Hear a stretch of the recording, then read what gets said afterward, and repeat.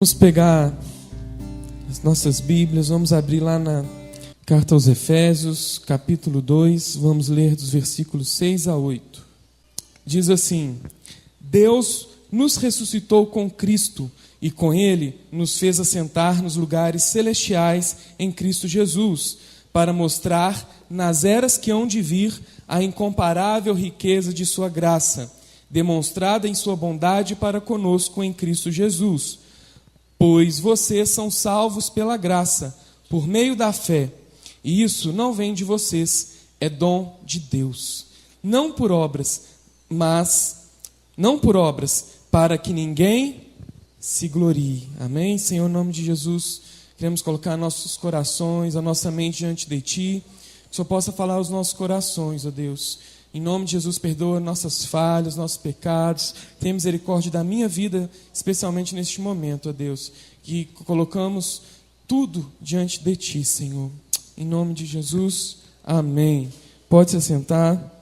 Nós vemos nesse texto, especialmente uma coisa que fala sobre a fé.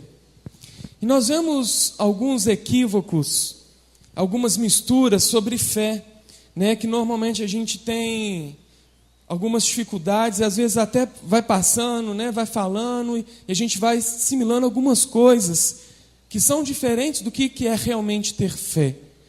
Por exemplo, credulidade. Uma pessoa crédula, que tem credulidade em alguma coisa.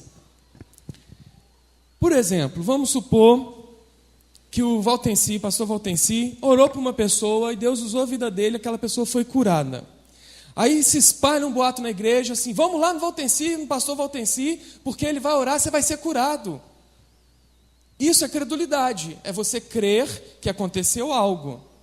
Mesmo você não estando lá, não tendo presenciado, você acreditou porque foi uma coisa que foi informada. Mas isso é fé? É ou não? Não, isso não é fé. Vou dar um outro exemplo, o otimismo. Tem aquelas pessoas que falam que a gente tem que mentalizar as coisas, ter bom otimismo, uma boa ideia das coisas que vão acontecer. Você tem que ter um pensamento positivo, que isso vai dar certo. Isso é fé? Então o que é fé? Nós vamos ver nessa noite então o que é fé. Essa atitude positiva que eu disse, ela ajuda. Você acreditar que algo vai dar certo é bom e alimenta a mente das pessoas, te ajuda a ter fé. Mas todos os dois exemplos que eu dei aqui, tanto da credulidade quanto do otimismo, tem uma diferença fundamental porque não é fé. Porque todos os dois está ligado a quem? Tanto a credulidade, que eu dei o exemplo aqui, e o otimismo. Na capacidade humana e não em Deus. A nossa fé precisa estar firmada no que Deus é, no que Deus faz. A verdadeira fé não se baseia em atitudes ou sentimentos pessoais, ela se baseia no poder de Deus. O Deus que é eterno e imutável. A nossa confiança tem que estar nele. E a nossa confiança nele faz com que a nossa fé seja uma fé estável, baseada na palavra de Deus, baseada nos ensinamentos de Jesus. Lá em Hebreus 11, versículo 1, diz assim: Ora, a fé é a certeza daquilo que esperamos e a prova das coisas que não vemos. O que significa isso? Por exemplo, se eu for lá num cartório de registro de imóveis, todo mundo quando compra um imóvel, tem que ir lá, uma casa, um terreno, uma fazenda. O que a pessoa tem que fazer? Ela tem que ir ao cartório e fazer o quê? Um registro, fazer uma escritura pública. Agora eu pergunto para você o seguinte: nós irmos no cartório, nós encontraremos lá os terrenos, as casas, as fazendas, os lotes, nós encontraremos isso lá? Lá no cartório, vai ter isso lá? Não, mas nós temos a certeza de que tudo aquilo existe. Isso é o que É mais ou menos isso que quer dizer. Ora, a fé é a certeza daquilo que esperamos e a prova das coisas que não vemos. Nós não estamos vendo as casas lá, mas nós sabemos que ela existe. Então podemos comparar a nossa fé com essa escritura. Estou dando só um exemplo para vocês similarem. A fé é aquilo que existe, nós cremos, mas nós não conseguimos apalpar. Nós não vamos no cartório e vamos aqui, tá, que registra essa casa. Você não leva a casa na sua mão para levar lá. Você leva um papel, você leva um documento. E a fé é essa escritura que nos garante, pela fé, né, a herança que nós receberemos em Cristo Jesus. Qual é essa herança? A vida eterna. E nós receberemos pela graça. É isso que fala aqui em Hebreus 11:1. É isso que nós receberemos. Então a fé é a nossa escritura dessa herança, que nós ainda não vemos, não conseguimos apalpar, não conseguimos visualizar materialmente, mas nós cremos que ela existe e que nós receberemos essa herança. Amém? Quantos querem essa herança e dão glória a Deus aí? Amém? A fé é algo que vem de Deus. E nós podemos confiar, porque tudo que vem de Deus é coisa boa. Amém? Nada vem de Deus que seja ruim. Tudo que vem do Senhor é bênção para nossas vidas. Até as dores, até as desilusões. Tudo vem de Deus, né? Com a permissão do Senhor. Servimos ao Deus de verdade e tudo que Ele declara é de extrema confiança. Lá na primeira carta de João, no capítulo 5, versículo 9, diz assim: se recebemos o testemunho dos homens, o testemunho de Deus é maior, porque o testemunho de Deus é este, que seu Filho testificou. João aqui ele comparou a confiança que depositamos uns nos outros com a maneira como devemos confiar em Deus. Nós vemos na Bíblia que o homem não é digno de confiança. Quantas pessoas nos decepcionam? Quantas pessoas nos entristecem ou fazem coisas que não combinaram conosco? O ser humano não é digno de confiança. Mas João dá um exemplo aqui de que mesmo assim nós confiamos uns nos outros. Então, se nós confiamos uns nos outros, mesmo sabendo que eles não são de extrema confiança, como nós não confiamos em Deus? E eu tenho uma pergunta para você essa noite agora, e depois nós vamos responder. Você confia totalmente em Deus? Essa pergunta que eu quero que você reflita nesse momento. Você confia totalmente no Senhor? No poder dEle, na provisão dEle, no cuidado dEle? Você confia? Quantos confiam totalmente no Senhor aqui? Glória a Deus.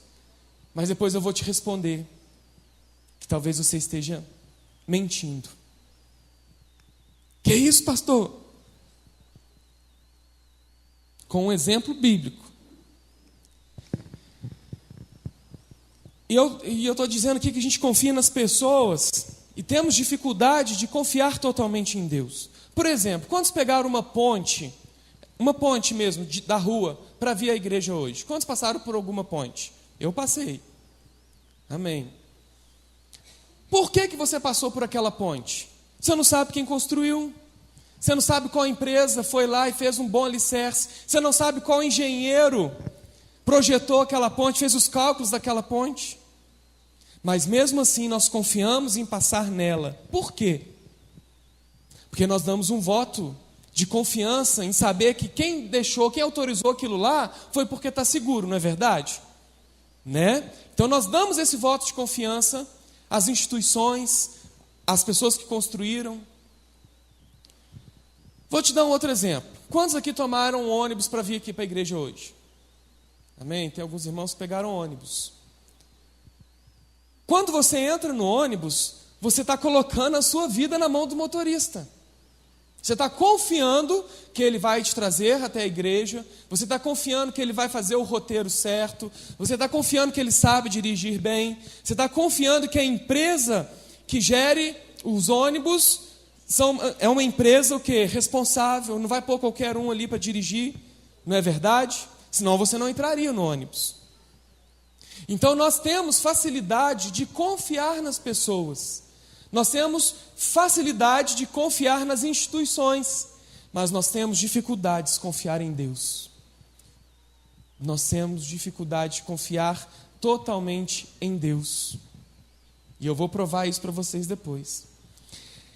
Então João quis dizer nessa carta dele o quê? Que se nós podemos confiar nos seres humanos, mesmo sabendo que são falhos, muito mais podemos confiar em Deus, porque Ele não mente. Deus é um Deus de promessas e um Deus que cumpre a sua palavra. Deus cumpre a sua palavra. Amém? Quantos têm promessas do Senhor aqui na sua vida? Receba aí, receba pela fé, porque se Deus prometeu, Ele vai cumprir. Amém? Calvino foi um grande cristão, um grande influenciador de pessoas, um grande líder. Ele falou uma coisa sobre a fé, que a fé, ela deve envolver em nós a certeza da palavra, deve ser racional, e o objeto da nossa fé é Jesus Cristo. E eu quero ler um textinho que ele colocou num dos livros dele, dos manuscritos dele, o seguinte. Ele fala o seguinte sobre a fé: possuiremos uma definição correta de fé quando obtivermos certo conhecimento da benevolência de Deus para conosco, fundamentado na verdade de sua promessa em Cristo, revelada à nossa mente e selada em nosso coração por meio do Espírito Santo. O que significa isso? Que nós só vamos ter uma definição correta de fé, do que é fé, quando nós entendermos a bondade de Deus para nós.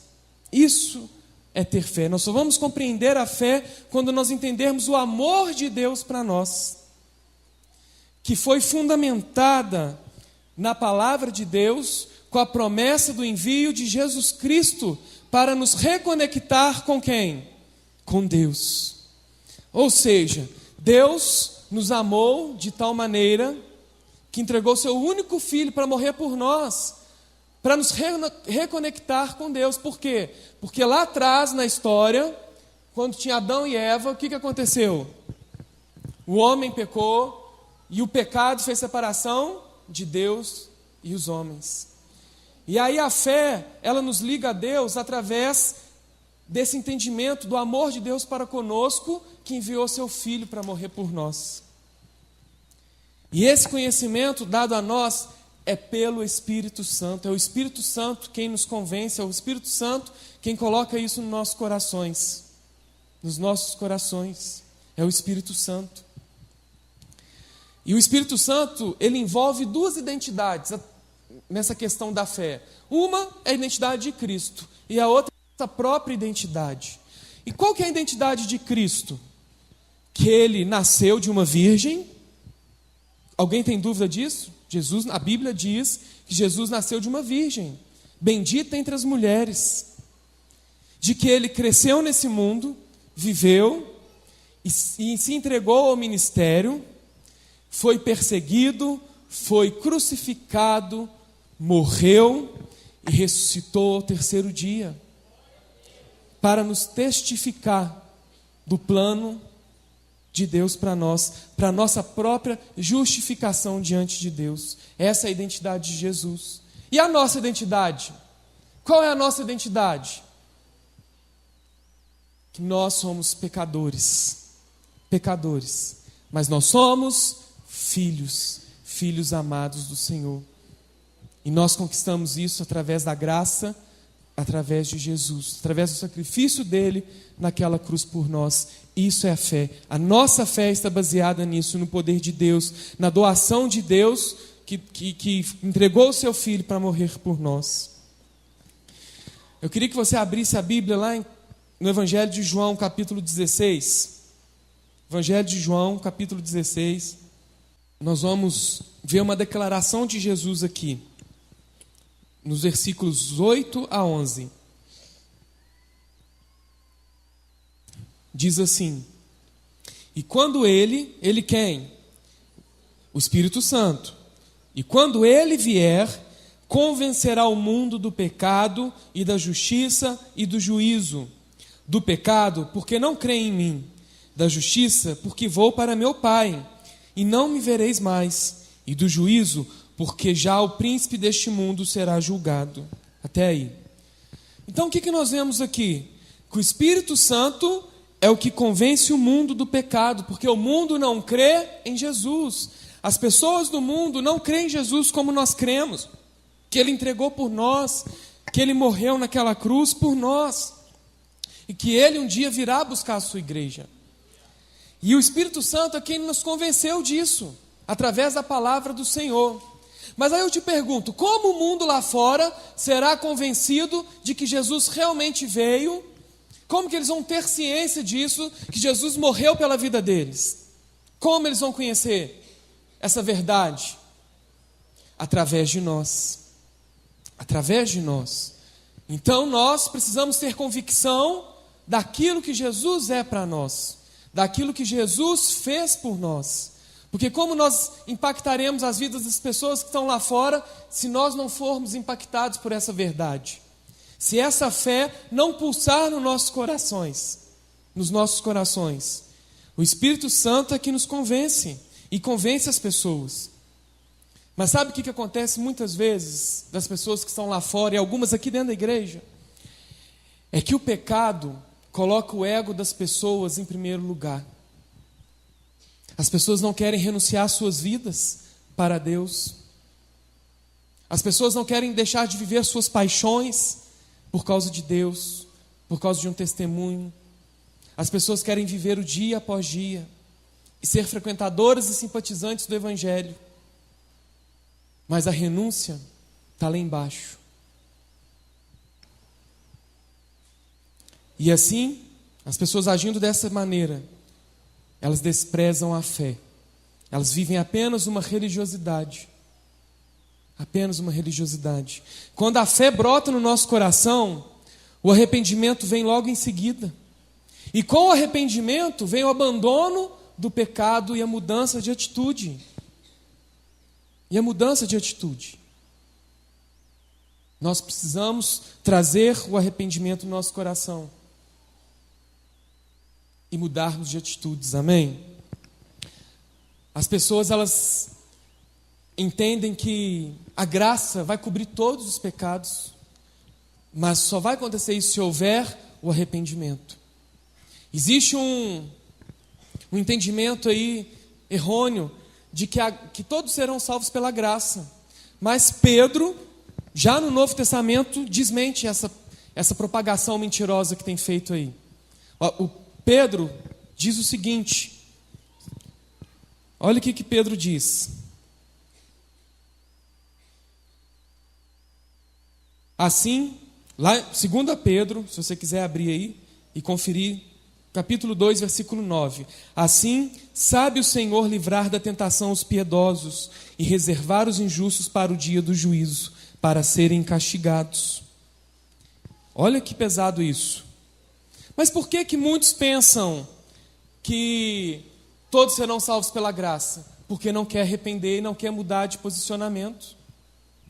Por que Deus então não castiga entre aspas, né? Logo após a gente peca? Porque Deus é um Deus de amor, Deus é um Deus de misericórdia. Deus nos dá tempo para nós nos arrependermos e mudarmos de atitude.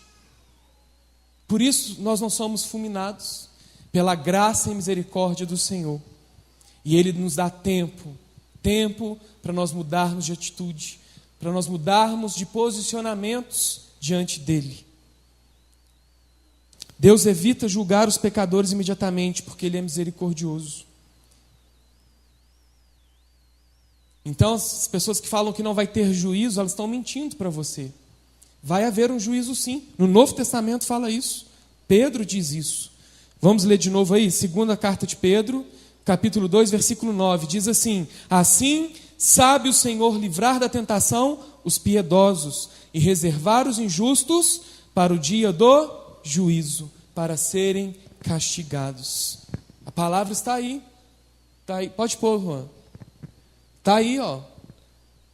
Para manterem castigo os ímpios para o dia do juízo. Então, aqueles que não se arrependerem, Aqueles que não se converterem, que não pedirem perdão, não renunciarem àquilo que têm feito, passarão pelo dia do juízo, sim. Mas, se houver arrependimento, será salvo pela graça. Será salvo pela graça. E nós, para entendermos isso, nós precisamos ter fé. Ter fé. Quem está dizendo isso tudo é a Bíblia, é a palavra. A palavra é o nosso manual. A palavra é o nosso ensinamento, o nosso guia. E a Bíblia diz isso, né? E nós vemos vários homens e mulheres de fé na palavra do Senhor. Um deles foi chamado de pai da fé. Quem foi? Abraão. Mas por que Abraão foi chamado pai da fé? Porque ele tinha fé. E fé então significa o quê? Confiança plena, confiança total no poder de Deus. Então o que Abraão fez? Deus foi e falou com Abraão que sai da sua terra, sai da sua parentela e prometeu o que para ele? Uma terra, e que ele teria descendentes abençoados, descendentes tão numerosos que não se poderia contar.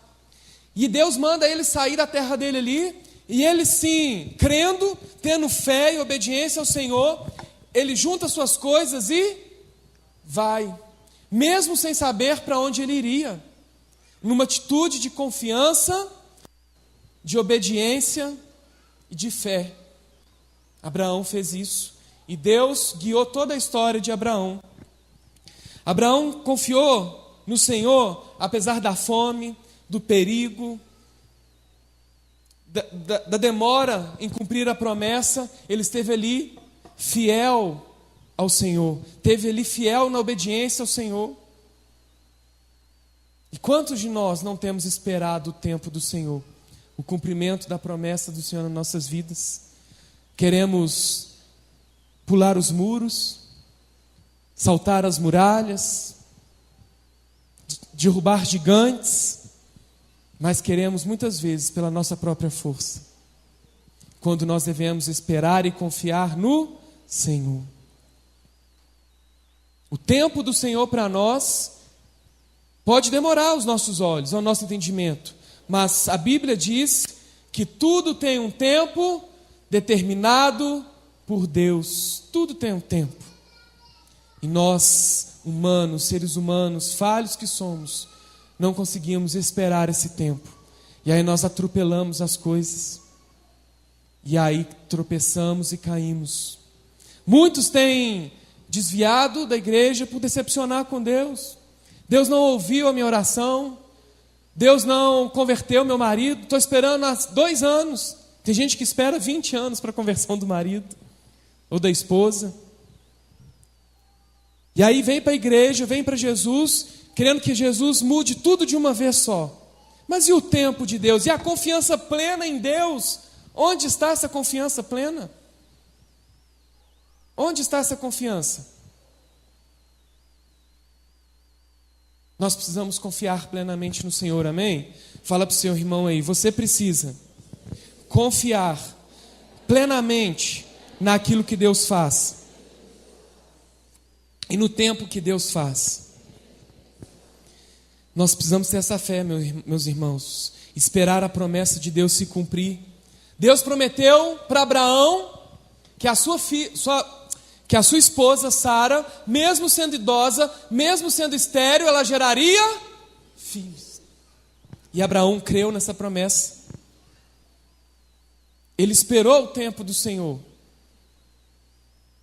Sara não. O que a Sara fez? Ela quis pular os muros, antecipar as coisas. Mas Abraão permaneceu firme. Em algum momento ele vacilou. Mas Abraão foi conhecido como pai da fé. Lá em Romanos, carta aos Romanos, capítulo 4, versículo 20, diz assim, na NVI: e não duvidou da promessa de Deus por incredulidade, mas foi fortificado na fé, dando glória a Deus, e estando certíssimo de que o que ele tinha prometido também era poderoso para cumprir. Deus é poderoso para cumprir as suas promessas na sua vida. Você não pode sair daqui, meus irmãos, titubeando a sua fé, não. Se Deus prometeu, Ele vai cumprir. As promessas de Deus relatadas na Bíblia, elas são para mim e para você, e elas já foram liberadas sobre a sua vida. Amém? Quer ver uma coisa? O que a Bíblia fala? Que o justo não mendigará o pão. Por que tem crente dentro da igreja passando necessidade, até com a comida? Algo está errado, não está? Ou está gastando demais? Precisa rever. Às vezes a culpa não é só do devorador lá e tal, é culpa sua, minha. Né? Nós como consumidores nesse mundo capitalista, nós não podemos gastar mais do que nós ganhamos. Ou às vezes você não está sendo justo, o justo que a Bíblia fala, e aí o devorador vai vir. Você não está sendo fiel no Senhor, nos dízimos e nas ofertas. Deus manda nós fazermos prova dele uma única vez na Bíblia. Qual é? Nos dízimos e na oferta. Mas sabe por que muita gente passa necessidade? Porque tem problema com dinheiro. É agarrado, tem o coração no dinheiro ao invés de ter o seu coração no Senhor. Deus não precisa do seu dinheiro. Deus não precisa de você trazer aqui o seu dízimo e a sua oferta. Quem precisa fazer isso é você. Porque toda vez que você traz, você está declarando assim: o dinheiro não me domina. Estou sendo obediente e fiel ao Senhor. E a Bíblia diz que a promessa dele é o quê? Farei abrir as janelas dos céus, e assim trará prosperidade e recursos à sua casa. Amém? Amém, irmãos? Quando fala dinheiro dói, né? Mas é a Bíblia que diz isso. É um princípio bíblico. Agora, quer ver um outro exemplo? Como nós não somos totalmente confiantes ao Senhor? O que Abraão fez? Ele recebeu uma ordem de Deus de fazer um sacrifício especial a Deus. O quê?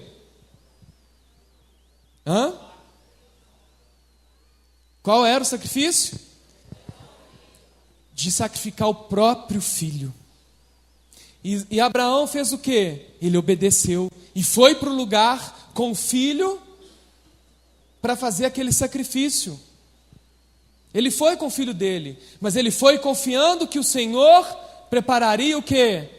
Aquilo que seria ofertado. Ele confiou. Isso é ter fé, é ter essa confiança no que Deus vai fazer. É ter confiança no que Deus vai fazer, amém? Agora eu pergunto para você, quantos são pais aqui? Amém.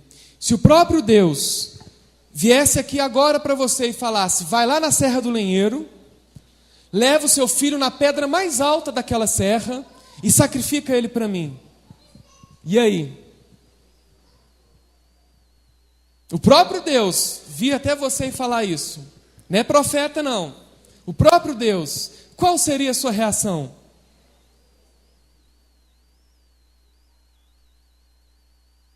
Aqui eu estou respondendo aquela pergunta que eu fiz lá no início.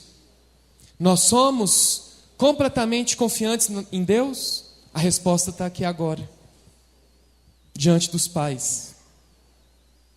Então, quer dizer que a nossa confiança está sendo uma confiança medíocre, uma falsidade de fé.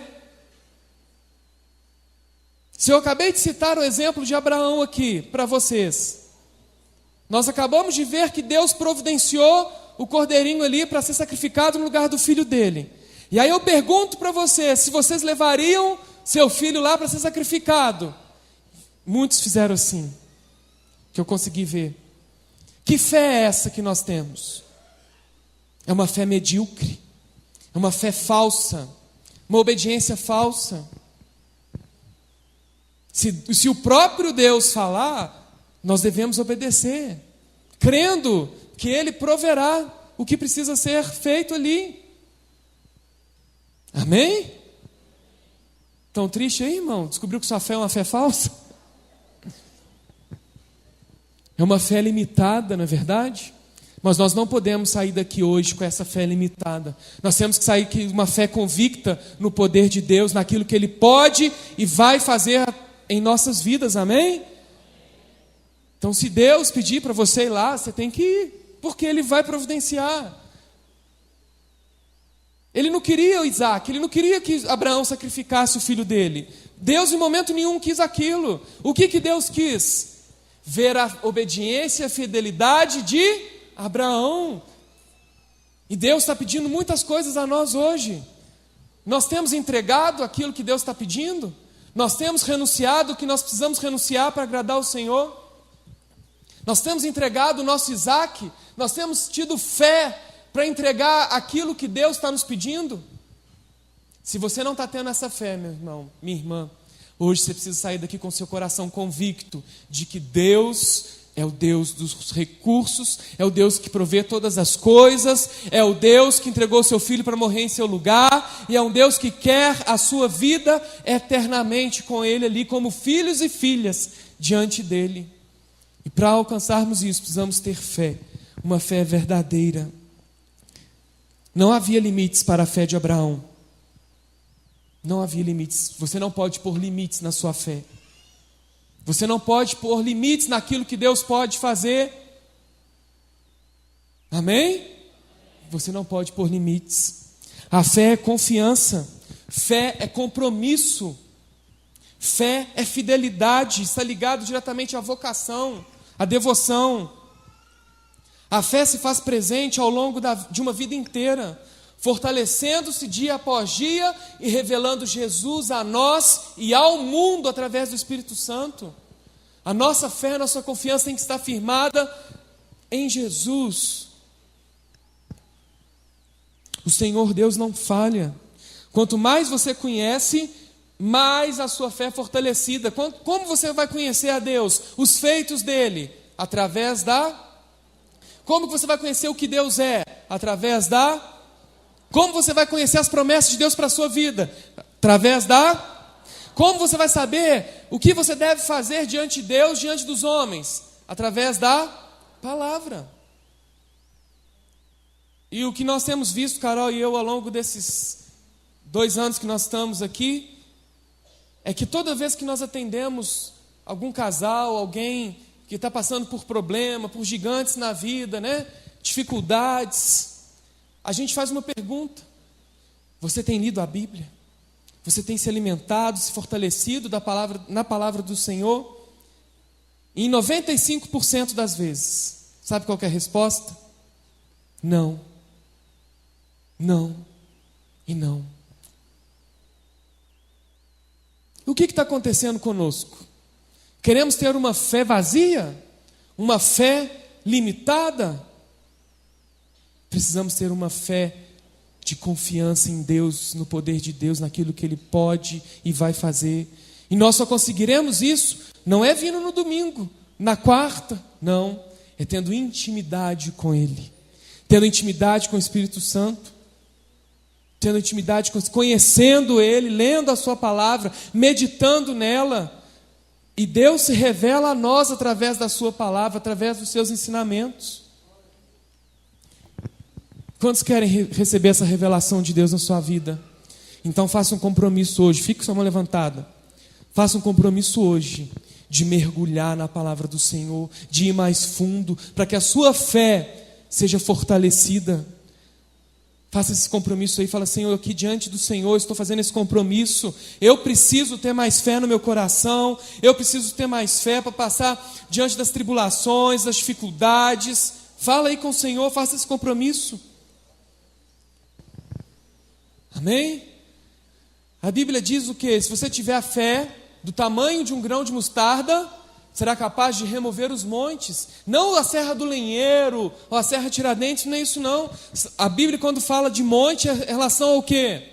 Aos problemas, às dificuldades, às intempéries dessa vida, aquilo que nos abala emocionalmente. Nós precisamos ter uma fé grande? Não, pequenininha como um grão de mostarda. Mas precisa ser uma fé verdadeira, não uma fé limitada. Que você possa sair daqui nessa noite, em nome de Jesus, tendo essa consciência de que a sua fé, ela precisa ser uma fé verdadeira, firmada naquilo que Deus pode fazer, firmada nas promessas de Deus para nós, e não na capacidade humana, no otimismo, na credulidade, nos homens. mas sim no poder de Deus, que excede todo entendimento. Sabe por quê, meus irmãos? Porque a nossa escritura, que a nossa fé, ela já garantiu a nossa herança, amém? Que é viver eternamente com o Senhor, diante do trono dele, com os anjos declarando: santo, santo, santo, santo, santo, santo, santo, santo. Eternamente diremos isso, em nome de Jesus, amém?